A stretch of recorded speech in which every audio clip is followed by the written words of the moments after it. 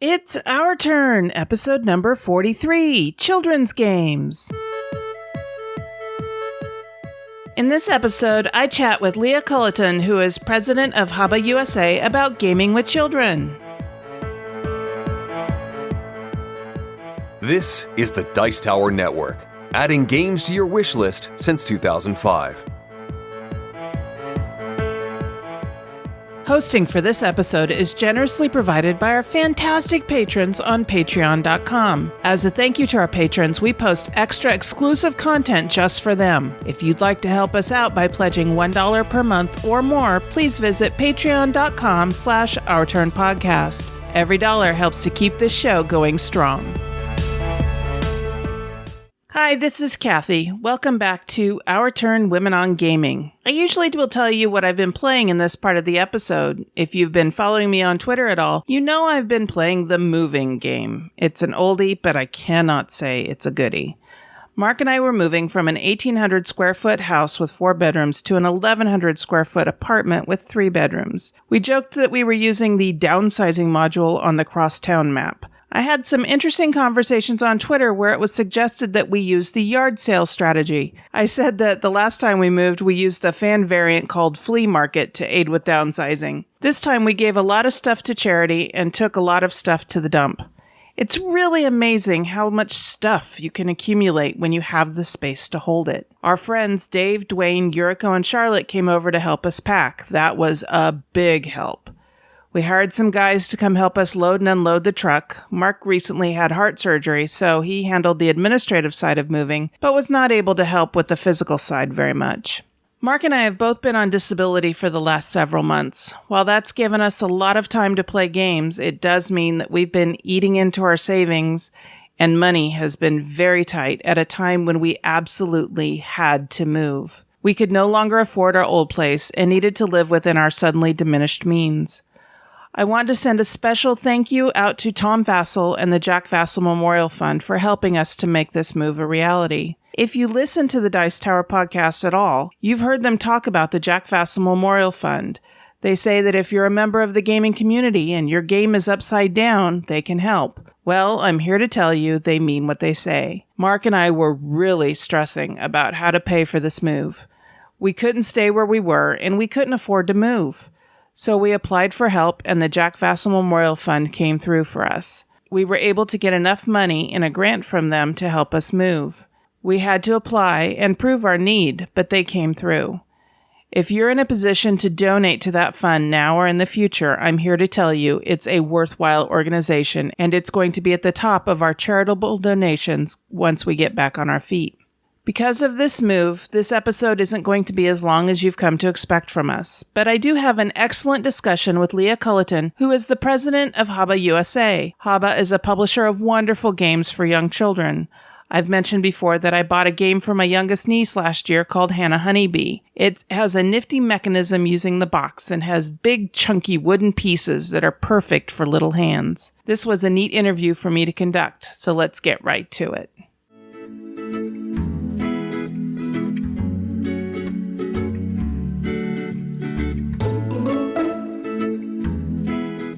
Today for the interview, I am joined by Lea Culliton, who is president of Haba USA. Haba USA is the importer of Haba toys and games, which, among others, target very young children with their My Very First Games line. And games for young children is our topic for this episode. Lea, welcome to Our Turn. Thank you for taking the time to talk with me. Well, thank you for inviting me. I'm excited to be here. So, can you give us a little bit of the history of Haba? So the Habermas Corporation over in Germany is still a family-owned company. It's on the 3rd generation. They started in 1938 making toys, and in 1980, they actually purchased a toy manufacturing company up in upstate New York, a town that's hard to pronounce called Skaneateles. It's up in the Finger Lakes area. So since 1980, Haba has a USA presence. However, it's been in the more recent years, I say recent, I joined Haba in 2002, and that's about the time that we quit actually producing toys in the upstate New York area and became strictly an import distributor of the toys and games from Haba, Germany. So right now, today, we import about 100 different games, in which you referred to my very first games, which I think we have about 13 or 14 active titles in right now. And we distribute to the North American retailers, mostly specialty retailers. We aren't a big mass market brand. We're more focused on the specialty. And we just make awesome games for parents and adults and children. Fantastic. How did you get involved with Haba? You know, it's kind of a funny story. I worked for a library furniture company that sold like spinning racks for paperbacks. And I wanted to create more of a children's area within the library. And I had an entrepreneur owner that lived over in the UK. And so he brought me over to Europe, and we got to tour some factories that he identified, and Haba was one of them. So for 5 years, I was importing Haba's furniture. They make a beautiful line of commercial furniture for, commercial daycare centers, and another company, Gresco, is still doing that today. And when they decided to, in 2002, Haba was making a tough decision with the toys. It wasn't where we were going, so they were going to consider closing it down. And I started talking to them about the possibilities, and so I took over in 2002. I left Gresco and went to Haba as an employee and started importing the Haba brand toys and games. So I've been with Haba for many years, about 20 years total now. Wow, fantastic. Mm-hmm. So at what age is it important for young children to start playing games, do you think? I think 2 years old is a totally appropriate age. And at 2 years old, they're watching mom and dad play games maybe at home, but they need to learn patience. They need to learn that there's a result when they roll a dice. And how do you even roll any dice? It's funny, some parents bring their children to Gen Con and just say, throw the dice, and the child literally throws the dice. So with little kids, I'll show them how to cup the dice in two hands and actually drop it on the table instead of tossing it, to show them, how it moves around and bounces in their hands. And then that nice physical reaction of it falling and hitting the table. They actually hear that nice piece of wood hit the table, and that, oh, you shook a red, what does that mean? And so it's just very basic emotion. They're experiencing emotion. They're experiencing pride. Mom and dad are actually spending time with them, doing something with them. So it shows them that they're important. It helps their self-esteem. I mean, I could just keep going on and on about how important it is to play games with children. And it gets parents and children interacting in a way that is not do this or don't do this kind of thing like you would around the house, like, let's go get you dressed. Correct. And it's open-ended. So it's, shaking a red isn't something that's wrong. Even though there might not be a piece of red fruit to collect, you say, oh, too bad, try it again. So you're constantly giving that support and that emotion that it's important for them to learn too, that losing isn't bad, that you have to lose once in a while. You can't always be a winner. Right. Absolutely. Yeah. And how do you lose gracefully? Do you go cry in the corner, or do you congratulate the person that did win? Right. So what's nice about my very first game series is that most of the games have a way to play both cooperatively and competitively. So, you can play both ways to teach them, we can work on this together, or let's see who can get more. So you have ways to make them think outside the box. I bought a copy of Hannah Honeybee. Oh, nice. For my 2-year-old niece. She was actually a little less than 2 when I bought it for her, but I figured she'd grow into it. Mm-hmm. Sat down with her, and she liked rolling the die to see what color flower she should go after. She liked holding the big chunky wooden bee, putting the flowers in the hive to see them come out as honey on the other end. Right. And at that young age, I don't know if it was as surprising to her that when she put the red flower face up, that it turned into honey on the other side. It probably didn't look like a magic trick to her because she doesn't know what she doesn't know. You know what I'm saying? Right. So that's something that comes later. So when you're 4, the child will actually go, wow, how does that do that? And they'll try and look at the box and go, what's in there that makes that card flip over to the honey side every single time, Mm-hmm. So it's actually teaching them a little engineering and math while they're doing that. What was kind of funny was when I was showing Walker, my niece, this game, and she'd put the flower in and it'd come out honey on the other side. The adults that were watching me behind me we're like, oh, wow, that's neat. Like, how do you do that? Yeah. And that's perfect. That's a perfect example of how Haba makes games that adults can engage with also. We don't, I can't tell you how many parents come and say, I don't want to play another game of, I hate to say it, but Candyland, or these games are just, they're short, they're quick, they're really high quality pieces. All of the wooden bits are still made in Germany, and it's the same wooden material that we make baby rattles and clutching toys and teething toys with. So it's going to last. And even the boxes are made with heavy duty, so because we know little kids are going to be roughhousing these boxes when they open them and close them all the time. Mm-hmm.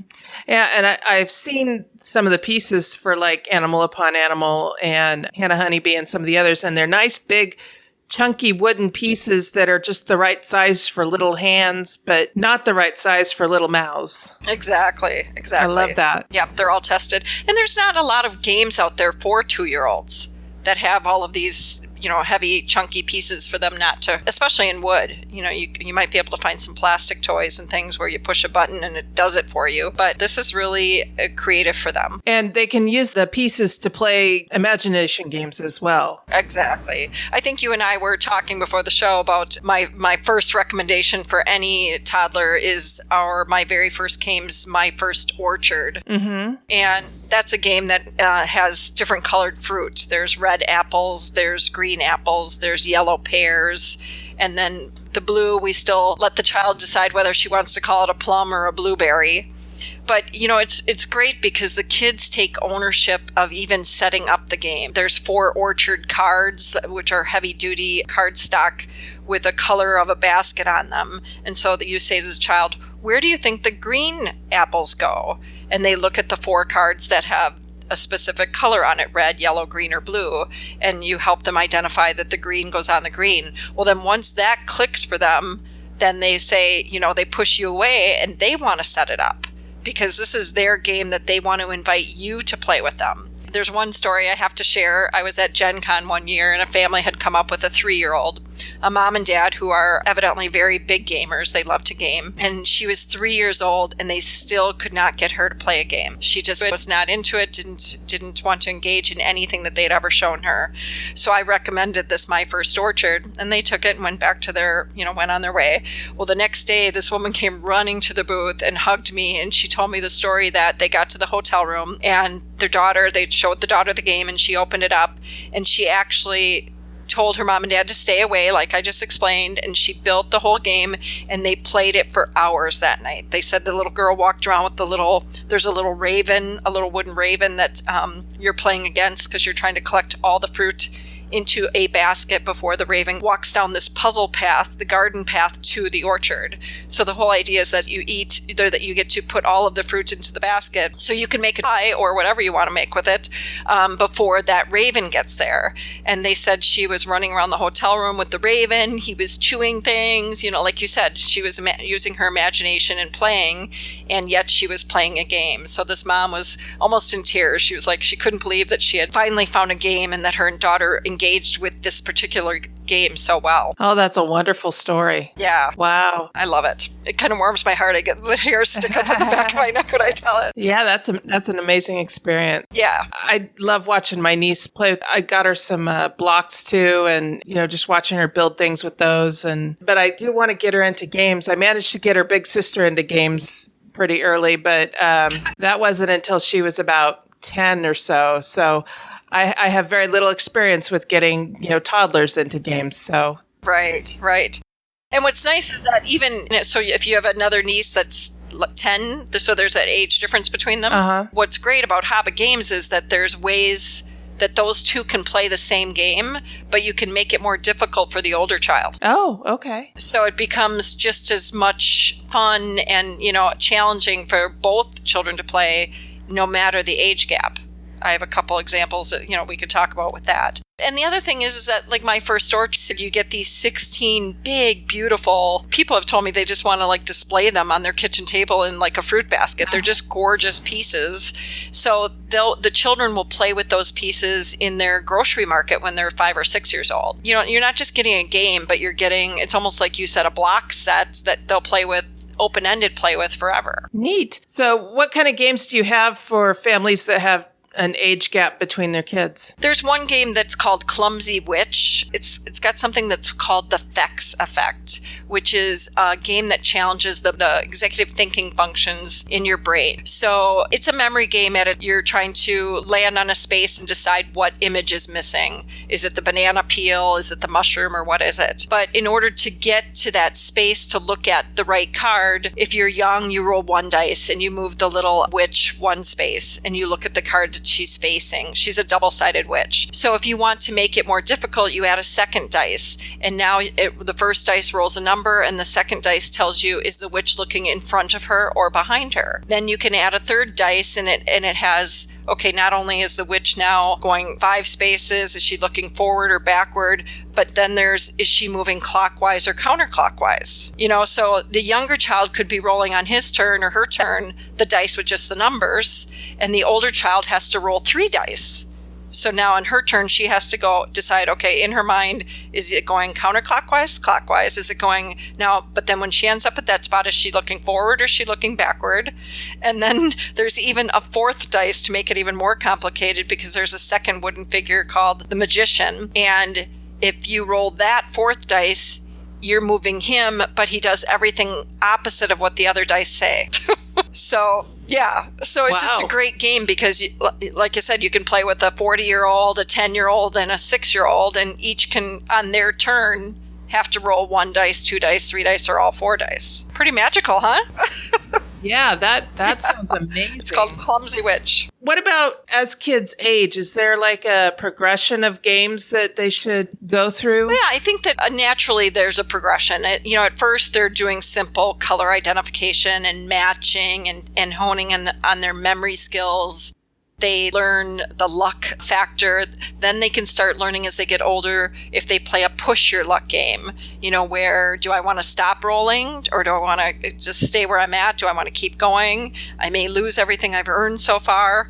So you start getting the decisions for those children, making those decisions a little bit tougher. We also have games that start challenging the motor skills a little harder.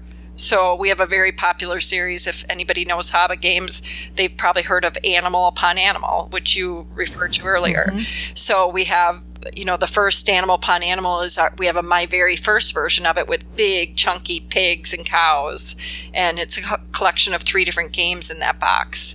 And then when they move up to the regular Animal Upon Animal, it's smaller pieces. How do I have to keep them in the same plane on the same lateral? They can't be perpendicular to each other.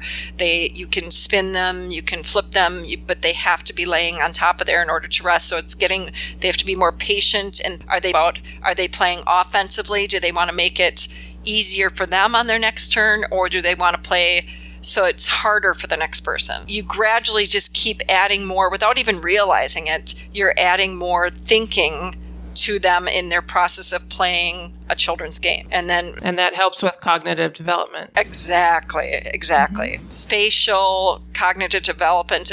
Thinking, the cause and reaction, everything that goes into that. And also learning fair play and how to win and how to lose. Gracefully, yeah. Mm-hmm. Yeah. And then, of course, Animal Upon Animal, we have another one that goes even a step further, with Here We Turn. So now those animals are balancing on a spinning iceberg floating in the ocean. Oh, wow. And they're making noises as they turn the iceberg without tipping over this iceberg. And it either will spin, or you can put a little conical, a rounded hemisphere in it, and it will actually tip and turn. So it not only turns clockwise or counterclockwise, but it also will be tippy when it turns. It's just those little tiny things that Haba does, the designers do in their games, that make the Haba games so fun and makes them interesting for adults. Wow, that sounds so neat. Mm-hmm. Do you find that Haba is a fun place to work? Oh my God. I've been here for 20 years. Yeah, it's, what's really nice is that the gaming community, so shame on me, for years I was pushing the toys. And then once I felt the toys were going, I started branching out into the gaming world. And so I'm from Wisconsin. We play euchre, dirty clubs, at cribbage. We play a lot of card games, at least my family did. But we played a few board games when we were young, all the standard ones. But it's been interesting just getting to know the whole gaming community. They've been so helpful. So when I went to my first Gen Con, I think it was 4 years ago, and even the woman who sold me the booth wasn't sure it was right for me. And I got to Gen Con with my little 10 by 10 booth, had no idea what to expect, and I was literally mobbed. I had to FedEx in more games on Saturday, and as I'm cutting open the boxes, people are screaming, "That one's mine!" It was like there was a whole generation of gamers who were having children and didn't have a good solution, a good opportunity for them to buy different children's games. And they had heard about Haba. It's interesting because most true gamers don't go shop at a specialty toy store for their game. They go to their game stores, and vice versa. When I went to the game stores, they really weren't sure how to, or if a line of children's games starting as young as 2 years old was right for their store, or did they have space for it? And what do you do about the other games in their store that might have inappropriate artwork on the box for a young child to come in and see? So it's been a fun last 4 years just tackling all those obstacles and getting Haba into distribution with all the game stores so that they can buy it easily and get it on the retail store shelves. So where can people find Haba games in general? So now we're in... I can't tell you the number because we sell to the distributors. So we sell to game wholesale distributors. Then the friendly local game stores buy from those distributors. So I've been to a lot of those distributor shows, and I know we have retailers across the nation from the Northwest all the way down to the Southeast. So we're in your friendly local game store, we're in your friendly local toy store, and of course we're online. We have several of those retailers have online presences, and we have our HabaUSA.com site that you can buy them on. Okay, great. And we'll have links to the Haba USA site in the show notes. So if people want to connect with you online, how can they get a hold of you? Go to HabaUSA.com. They can go to Facebook and look up Haba USA Toys. We have also Twitter, Haba_USA. So we're on all the social media. We're not hard to find. It's important, though, to add the USA because Haba Germany has their own pages. So they're typically just called Haba. As long as you don't find the health and beauty aids, look specifically for the Haba USA when you're looking. We're easy to find. Great. Thank you again for coming on and talking with me about this topic. I really think it's an important one to cover. Excellent. I really appreciate you having me. If you have 2 more minutes, can I tell you about one other exciting thing we have going on? Absolutely. Go ahead. Most people know Haba for our Rhino Hero game. I don't know if you ever played it. No, I haven't, but I've heard of it. So it's a card tower. It's a simple card tower. You're stacking cards, trying to get rid of your cards first, and you're making a tall tower of cards, and you have a little wooden rhino that moves up the tower, and you're trying to place him without knocking over the tower. Well, at Gen Con coming up, we are introducing a Rhino Hero Super Battle. Future Cathy here. Lea just referenced Gen Con coming up. She was referring to Gen Con 2017. This interview was recorded a couple of weeks prior to Gen Con. Now, back to the interview. I've already gotten people just trying to get a hold of it before the launch and release of it. In fact, it's not going to be ready until September, but I was able to get 100 copies and air freighted into our Gen Con booth. But Rhino Hero Super Battle now has 4 superheroes instead of just 1. So we have 4 wooden characters, and they are building using walls of 2 different heights and creating bridges from building to building. And there's hanging spider monkeys. It's just, there's battles. If 2 Rhino heroes end up on the same floor, they have to shake dice and battle each other to have the gold medal. It's just a phenomenal game. So that's going to be out for this fall and make a great Christmas present. And again, a game that a young child can play and an adult can play too. Wow, that sounds like a lot of fun. Yeah, great price point too. It's only going to be $30, $29.99. Wow, awesome. Well, again, thank you for coming on, and we would love to have you back if you want to come back and introduce different products. Sure, I'd love to. Great. Thank you, Cathy. Thank you, Lea.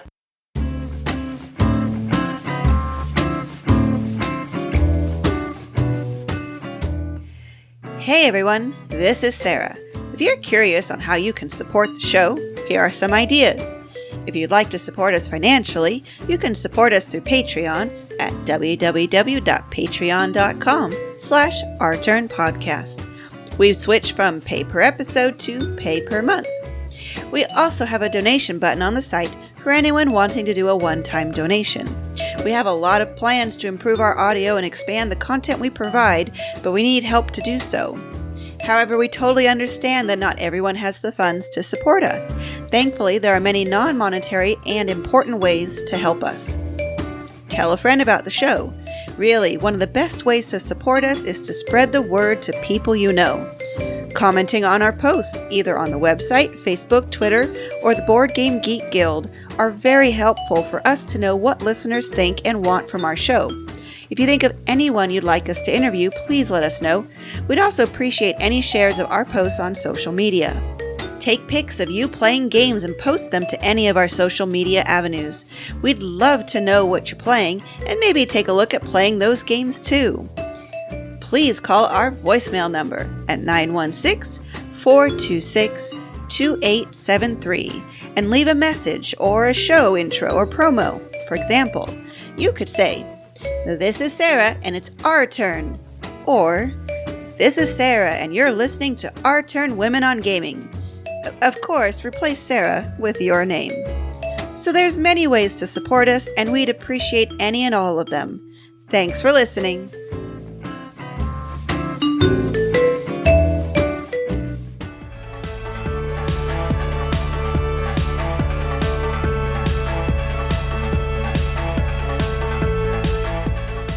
Okay, now it's time to start winding things down and looking ahead to what's coming up in the next week or two. As I said at the beginning of the show, we've been moving. Now that's done, and I have a daily goal for unpacking boxes. With a few exceptions, if an item doesn't find a spot in a closet, drawer, or shelf, it's going out one way or another. We just don't need so much stuff. Other than that, we're looking forward to getting back into gaming. We've moved closer to some of our gaming friends, and we're hoping to set up regular game nights here and going over to other friends' homes to game as well. If you want to connect with me online, I run the @OurTurnPodcast account on Twitter. I'm also diving back into running guild number 2600 on BoardGameGeek.com. Please pop by there and say hi. Sarah runs our Facebook page. You can find her by going to facebook.com/OurTurnPodcast. And of course, you can check out our show notes at OurTurnPodcast.com/episode 43. Until next time, that was our turn. Now it's yours.